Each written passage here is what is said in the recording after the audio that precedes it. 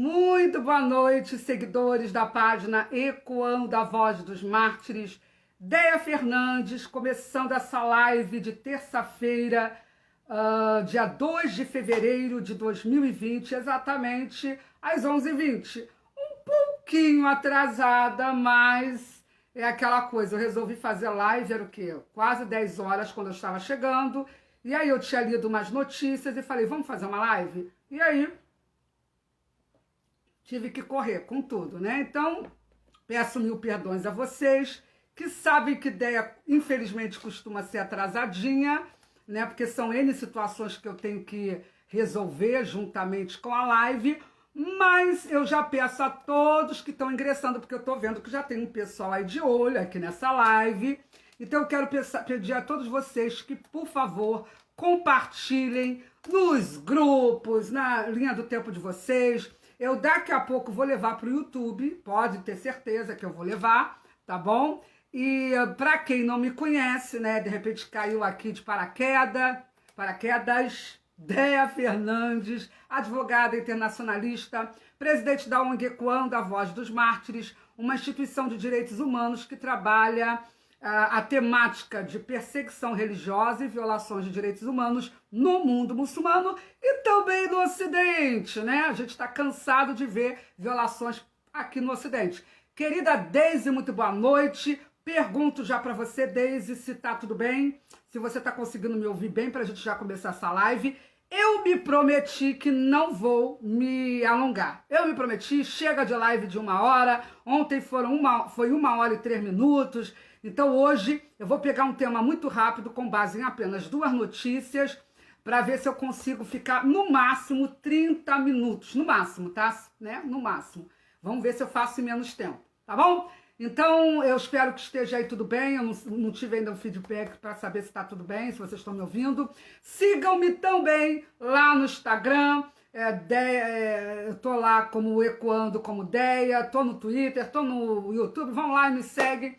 Ah, sim, a Deise falou que tá tudo bem, então vamos logo à notícia, sem mais delongas. Pois bem, recentemente, e quando eu digo recentemente, a data exata da notícia é dia 27 de janeiro, ou seja, tem um pouco mais de uma semana, ou quase uma semana, eu tomei conhecimento de uma notícia sobre o caso de um relatório que foi divulgado por um partido de oposição lá na Turquia, que não traz a realidade, tá? Não é a realidade, mas mostra mais ou menos como está a situação da violência doméstica nesse Estado muçulmano, que o Ocidente cisma de dizer que é um Estado muçulmano moderado, a Turquia de Erdogan. Então saiu uma notícia de que pelo menos 284 mulheres foram mortas na Turquia pelas mãos de homens no ano de 2020.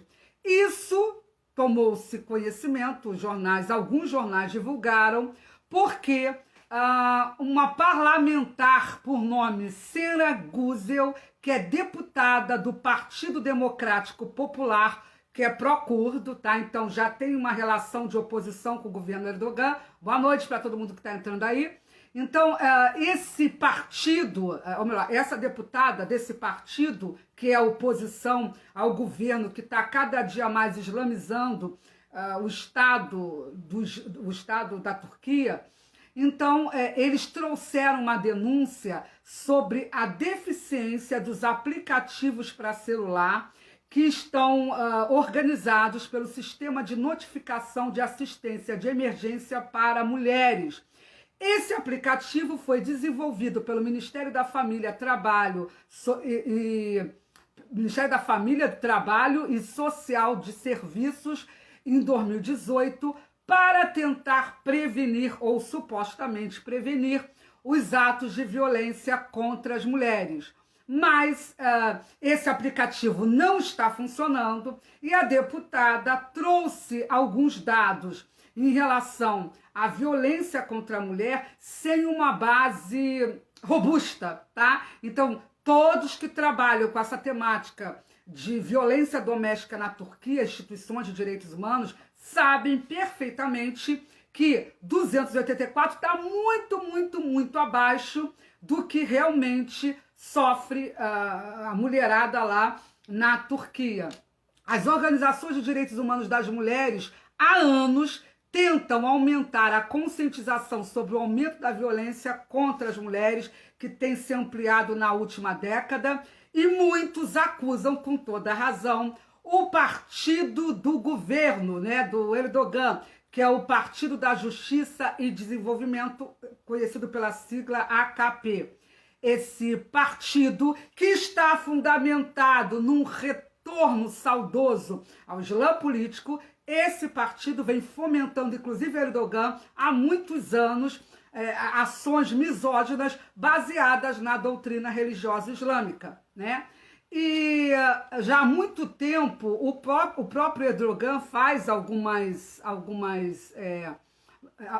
declarações que são misóginas, algumas declarações, inclusive, falando que a mulher não deve trabalhar, que a mulher deve ter só os seus filhos. Mas entendam bem, a mulher tem todo o direito de decidir isso, mas não uma liderança política, uma liderança, a maior autoridade do país, definindo que a única função da mulher é gerar filhos e acabou, não deve entrar no mercado de trabalho. E a gente sabe que isso é comum em países muçulmanos, né?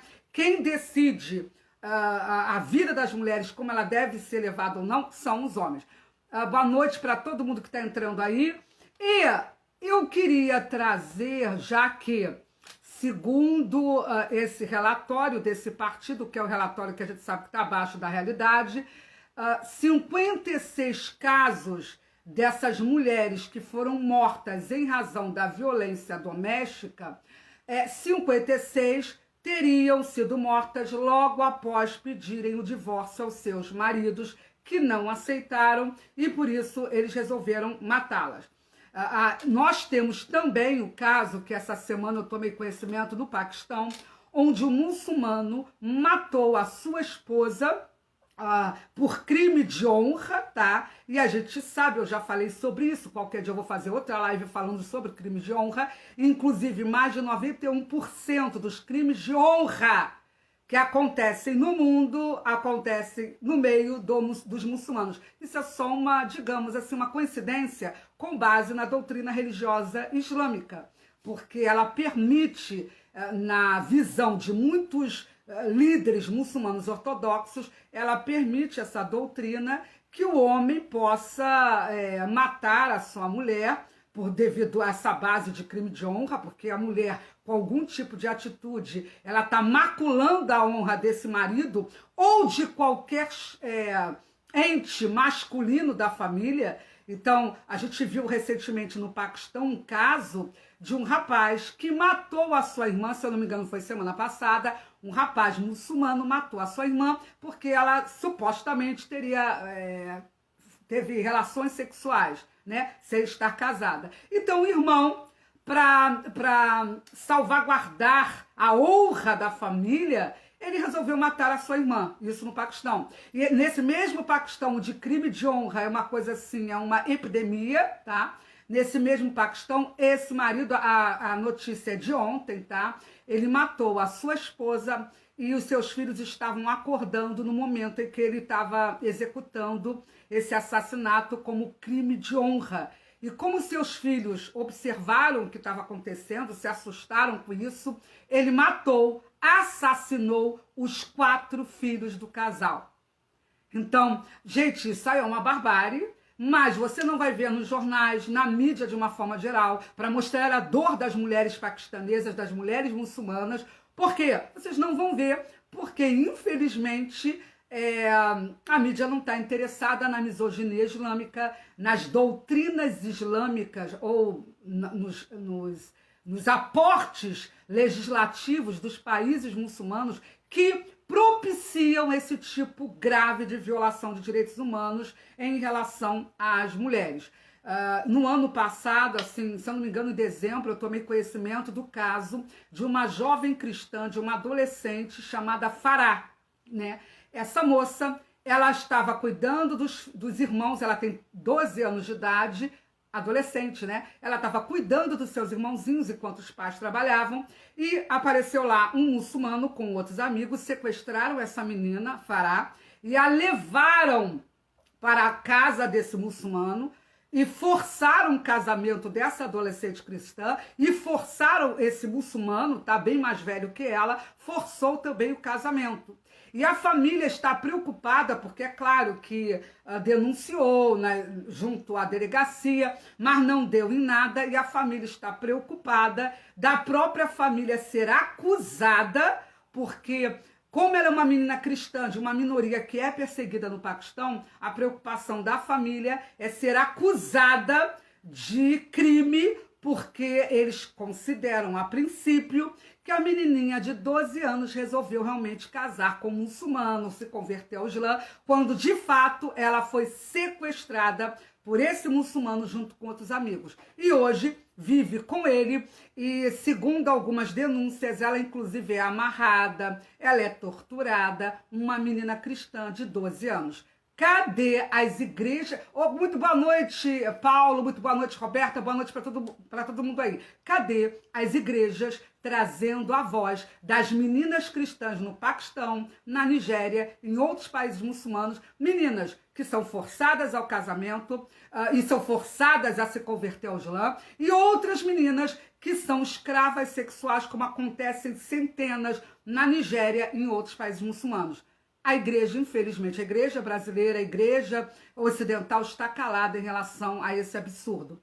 Bom, mas alguém pode dizer assim, pois bem, e a questão das feministas?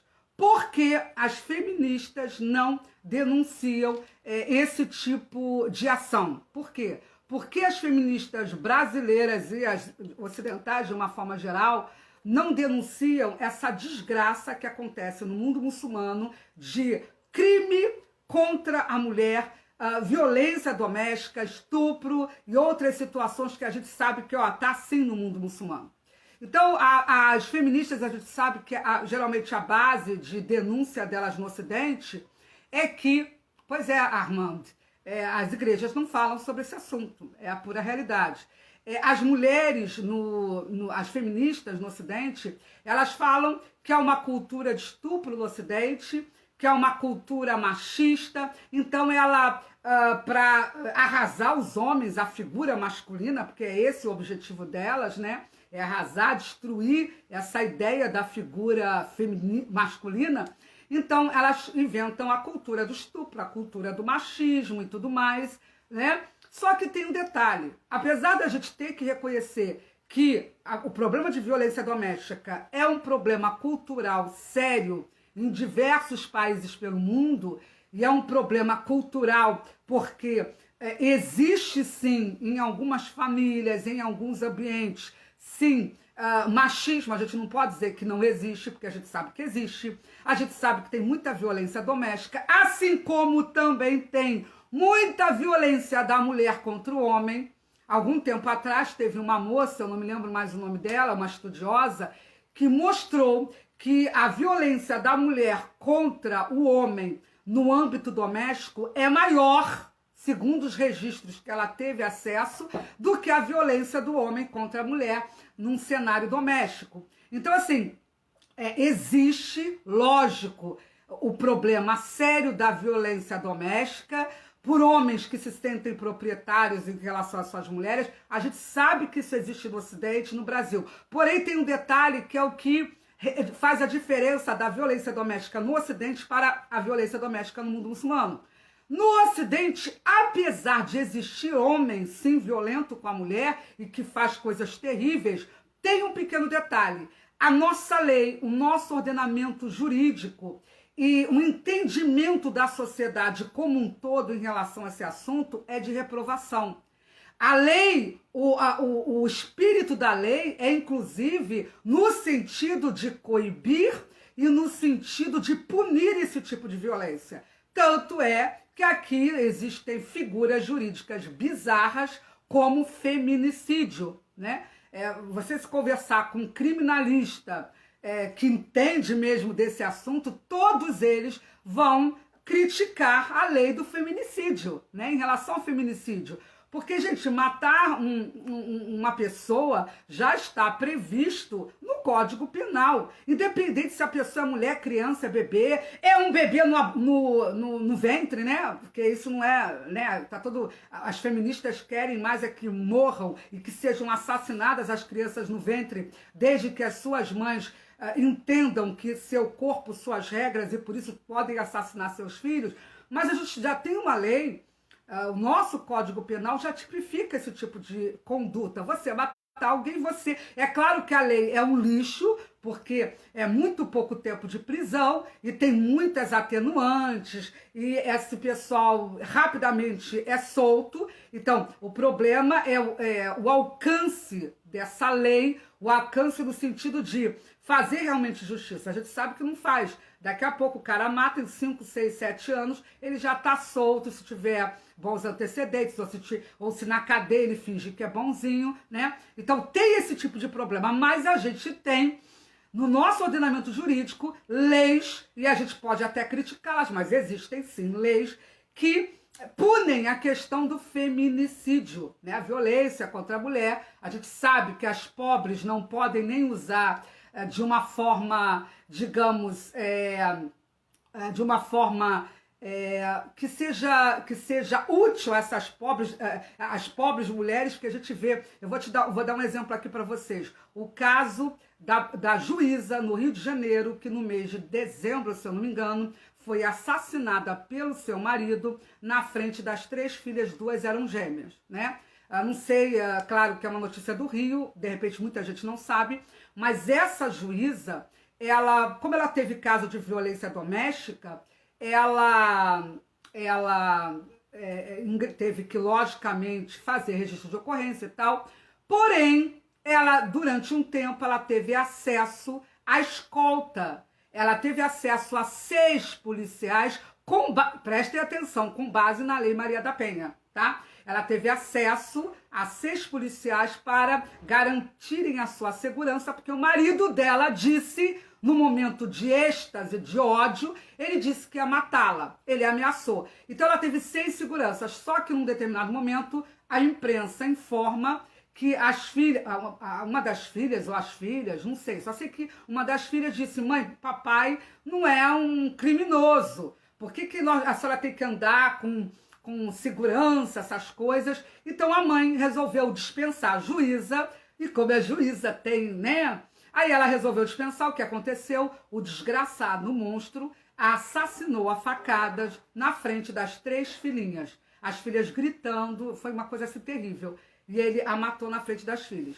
Agora, eu pergunto a vocês, uma mulher, qualquer mulher no Brasil, pobre, que sendo ameaçada pelo marido, vai morrer nas mãos do marido, porque não existe uma eficácia da Lei da Maria da Penha na proteção da mulher brasileira quando ela é pobre. Uma juíza não, ela vai, o marido ameaçou, ela pode ir lá e pedir, e ela vai ter uma escolta. Então, o problema no Brasil é um problema de desigualdade social. Isso está acima das pautas esquerdistas, até porque a pauta esquerdista não está preocupada com desigualdade social. Ela tem que fazer acusação em relação ao homem branco, ao hétero, aquela coisa toda que a gente já conhece.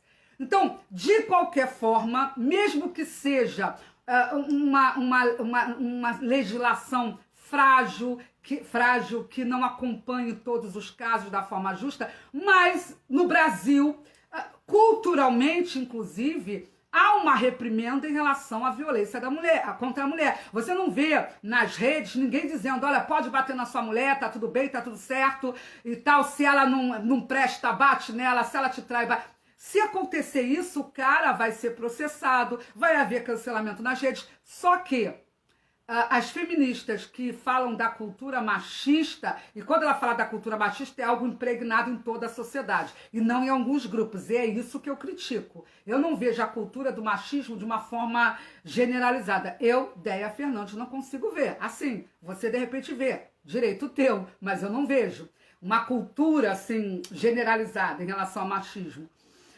Porém, elas dizem que isso existe. Mas no mundo muçulmano é diferente, queridos. Enquanto aqui existe lei e quem comete violência contra a mulher ou fomenta qualquer tipo de violência. Vamos lembrar o caso da Cassiane, cantora evangélica, né? Uma cantora gospel famosa, fez um vídeo lá doido de um homem que tinha batido na mulher, e a mulher depois estava lá chorando e orando, sei lá o que ela fazia, e o cara ia, se tornava bonzinho, e aí ela perdoava, os dois ficavam juntos, pelo que parece no vídeo.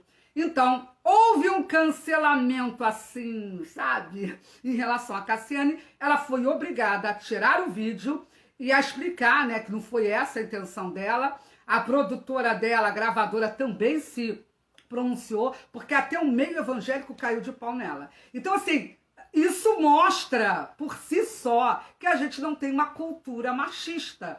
Tanto é que até uma evangélica famosa, cantora, que todo mundo sabe que nunca fez apologia à violência doméstica, ela tem uma visão diferente do mundo, né? Lógico, mas ela nunca fez apologia. E aquele vídeo não era apologia à violência doméstica. Mas ela foi cancelada por causa disso.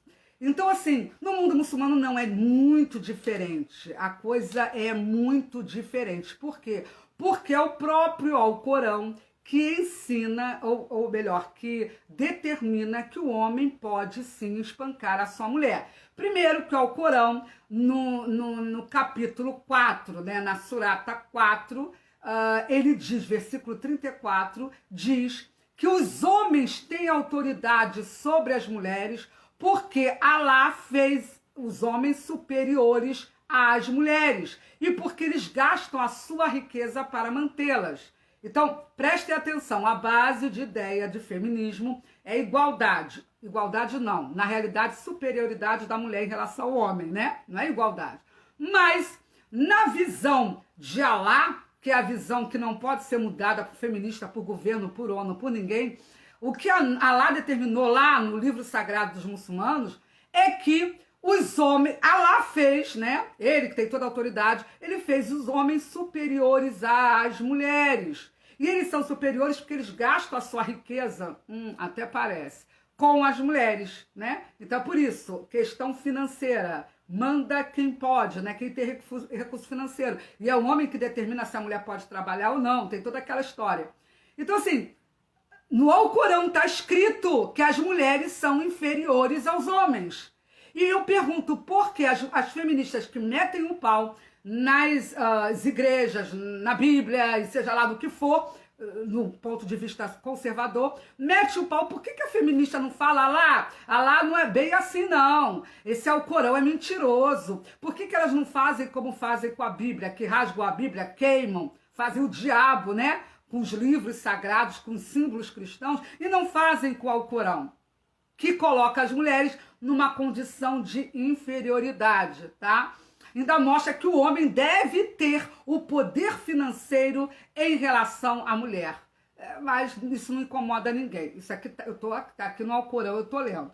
Então, e diz também que as mulheres boas, elas são obedientes, elas protegem as suas partes invisíveis, né, que não devem ser mostradas, porque Alá as protege. Alá protege tanto elas que elas têm que esconder, porque senão Alá não vai proteger de um estupro, de várias situações, porque devo lembrar a você, infiel, se você vive numa no-go zone, por exemplo, em alguns lugares da França, da Suíça, se você andar como eu estou aqui agora, tá, com a minha, né, maquiada, com, né, uma alcinha, você é vista como prostituta, e por você não estar coberta com hijab, você pode ser estuprada por isso, né?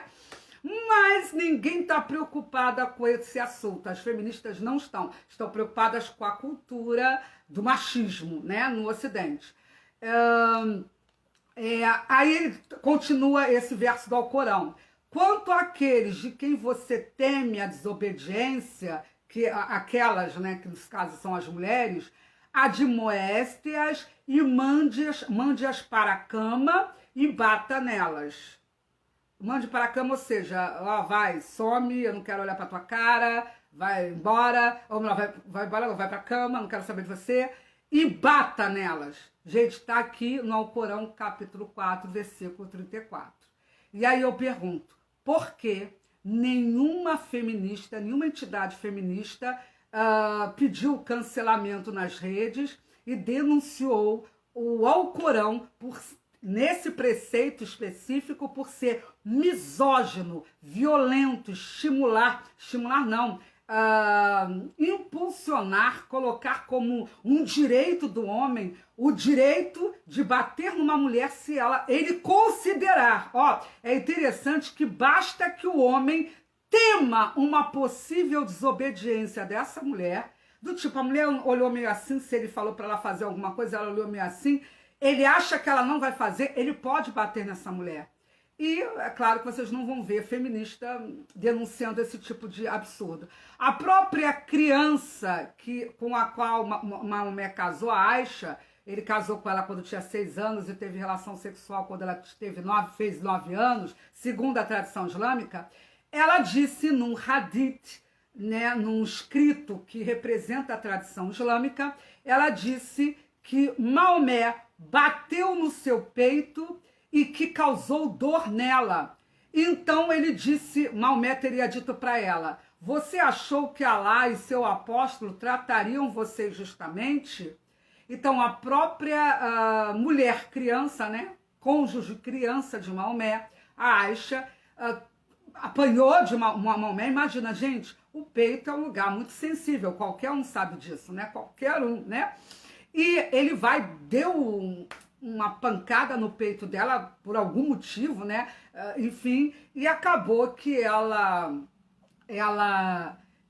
ainda recebeu dele, porque sentiu dor e deve ter expressado isso. Ela ainda ouviu de Maomé se ela acharia, se isso passaria pela cabeça dela imaginar que Alá e o seu apóstolo tratariam ela de forma injusta. Ou seja, é justo que Maomé, o apóstolo de Alá, o selo dos profetas, é justo, é legal, é legítimo que ele bata na sua mulher criança. Isso não é injustiça. A mulher criança, se merecer, tem que tomar mesmo que seja no seio, que é um lugar, né, que, enfim, a gente sabe que é meio... Ou melhor, o homem não pode bater na mulher nem em lugar nenhum, né? Vamos lá, isso já é um absurdo por si só. Teve também um caso que é também trazido pela tradição islâmica, no Hadith, né, em que há uma muçulmana de nome Rifa que se divorciou, né, a mulher se divorciou do seu esposo, uma muçulmana, nos tempos, lógico, de Maomé. O nome dele, gente, é terrível, né? É Abdurrahman bin al-Zubair al-Qurazi. Olha o nome da criatura, do homem lá. E essa mulher que se divorciou e casou com outro homem, do tempo de Maomé, ela foi até a Aisha, que era a esposa de Maomé, que tomava um pau dele também, e a Aisha disse que essa senhora, ela foi até ela usando um véu verde e queixou-se do seu marido, mostrando a mancha verde. Imagina uma mancha verde, olha a pancada que não foi. Uma mancha verde que ela tinha na pele, que foi causada por espancamento. Então a Aisha disse: eu não vi nenhuma mulher sofrendo tanto quanto as mulheres crentes. Veja, sua pele é mais verde do que as suas roupas, né? Porque ela estava com hijab verde. E a pele estava mais verde do que o próprio manto que cobria essa mulher que foi reclamar lá do seu marido. Então, você vê que as mulheres muçulmanas, já na época de Maomé, claro que se sensibilizavam, sofriam com o fato de serem espancadas por ordem ou permissão de Alá. E a própria Aisha disse que nunca viu mulher sofrendo tanto quanto as mulheres crentes, ou seja, as mulheres muçulmanas. Para os tempos de Maomé, a violência contra as muçulmanas já superava a violência que era imposta, que também existia, lógico, contra mulheres de outras tribos, de outras crenças. Então você já pode fazer a sua conclusão em relação a isso. Quando a própria mulher de Maomé manifesta num hadith que as muçulmanas sofrem mais do que as mulheres de outras tribos, de outras regiões. Então, só isso já mostra que a doutrina em si é misógina e que nós, no Ocidente, deveríamos ser vozes dessas mulheres muçulmanas que estão sendo espancadas pelo seu marido, porque no Alcorão, capítulo 4, versículo 34, dentre outras citações, né, do Alcorão, há uma permissão do homem para bater uma mulher só em pensar que ela pode estar desobedecendo ou fazendo algo que não agrade a esse homem. Então, gente, eu acabei de ler aqui o Alcorão, eu trouxe 2 citações no Hadith, uma inclusive é de Sahih Bukhari, todo mundo sabe que é a tradição mais considerada, uma das mais legítimas no meio muçulmano, então tá aqui, você vai fazer a sua conclusão. Agora eu só espero que as feministas um dia lembrem que existem milhões de mulheres muçulmanas em países muçulmanos e também no Ocidente que estão sofrendo violência doméstica, tá? E que essa violência não tem só uma base cultural, mas tem uma base principalmente religiosa, que está acima da cultura do país que hospeda essa mulher. Então, se essa mulher vive no Reino Unido, não importa, a cultura no Reino Unido, o ordenamento jurídico no Reino Unido, Alá e o seu entendimento de direitos, Alá e a sua vontade estão acima de qualquer lei de qualquer país. Então, não importa a questão cultural para a violência doméstica no meio muçulmano. É lógico que a gente sabe, né, que nem todo muçulmano espanca a sua mulher, né? E eu espero e faço votos que todos os muçulmanos no Brasil respeitem o nosso ordenamento jurídico e não deem uma surra nas suas mulheres, né? Eu espero que todos, né? Mas em países muçulmanos não existe lei de proteção à mulher nesse sentido, porque o Alcorão, ele compõe a Sharia, que é a lei islâmica. A lei islâmica, ela está fundamentada também no Alcorão e na tradição islâmica, né? Então, o que a gente pode dizer? Por que as muçulmanas não denunciam o Alcorão, não denunciam os regimes muçulmanos, as lideranças políticas muçulmanas? É muito simples. Elas não denunciam porque são hipócritas, porque o objetivo da agenda globalista, da extrema esquerda, é justamente se unir com o Islã ortodoxo para causar a destruição do pilar da civilização ocidental, que está fundamentado nos princípios judaicos cristãos, que estão sendo vilipendiados por conta da secularização, porque a Bíblia não presta, a Bíblia é terrível. Porém, a Bíblia manda o homem tratar as suas mulheres como vasos mais frágeis. Manda amar a mulher. O homem, ele é obrigado, ele é aconselhado pela Bíblia a amar as suas mulheres, os homens, e tratá-las como vaso mais frágil. Ou seja, como um ente, uma pessoa que tem maior sensibilidade do que os próprios homens. Se você olhar para a Bíblia, em momento algum existe nenhum tipo de amparo, de apoio à violência contra a mulher. Nos tempos de Jesus, então, nem se fala, né, sobre esse assunto, porque a gente vê o carinho que Jesus tinha pelas mulheres, apóstolo Paulo e outros mais, né? A gente vê que há uma série de conselhos, inclusive das cartas paulinas, em relação ao tratamento que o marido deve conceder à sua mulher. Todo ele baseado em respeito e amor.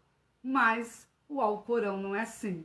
E mesmo não sendo assim, as feministas odeiam a Bíblia, odeiam o cristianismo, denunciam o cristianismo, mas o Alcorão, que é nesse aspecto misógino, e tá ali, tá escrito, né? Eu não tô sendo aqui islamofóbica não, tá? A questão, não tô acusando muçulmano nenhum, hipótese alguma, né? Eu só posso acusar um muçulmano se esse muçulmano cometer algum ato que pela nossa lei, né, seja considerado ato ilegal, né? Mas eu posso criticar sim o Alcorão porque tá lá escrito. Está lá escrito e eu tenho várias fontes do mundo muçulmano que mostram que a mulher sofre várias ações misóginas. Então, a minha postura sempre foi, continuará sendo, por reforma no Islã.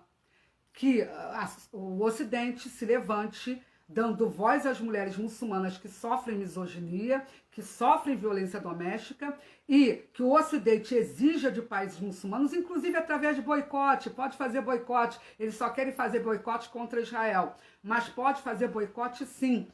E pressionar os países muçulmanos para mudarem as suas leis e para jogar no lixo o Alcorão, capítulo 4, versículo 34.